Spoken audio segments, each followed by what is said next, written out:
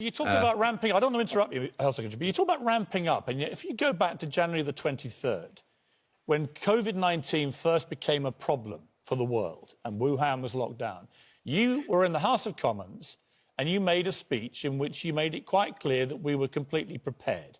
Let's have a look at the clip. The Chief Medical Officer has revised the risk to the UK population from very low to low, and has concluded that while there is an increased likelihood that cases may arise in this country, we are well prepared and well equipped to deal with them. The UK is one of the first countries to have developed a world-leading test for the new coronavirus. The NHS...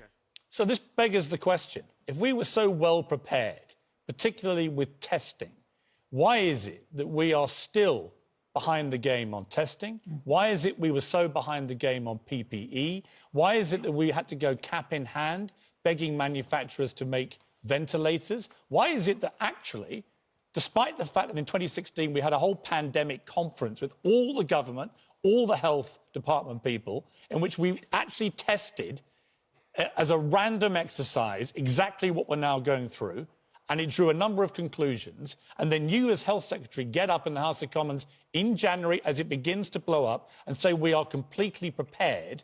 Why is it that the reality is that we turned out to be so underprepared? That's not true. And that is true. Well, it's not, and I'm but about it's plainly to... true, isn't it?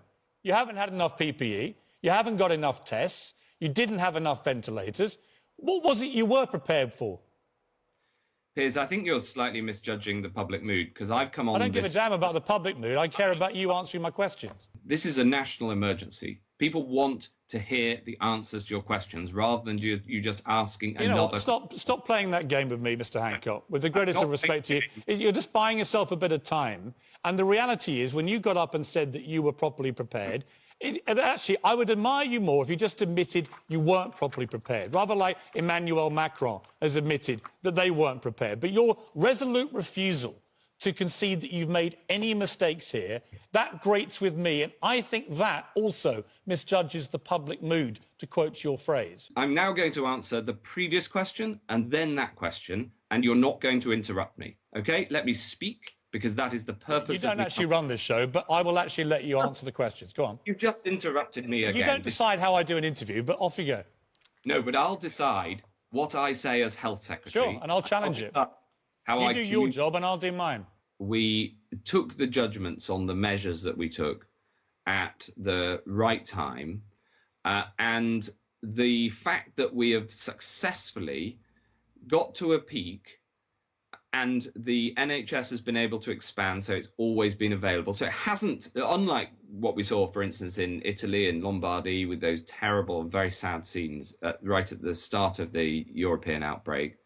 I think that has been, that part When has been... you talk about success, Health Secretary, we now have the 5th highest death rate in the world. If you include the likely care home deaths, I think we move to 3rd in the world.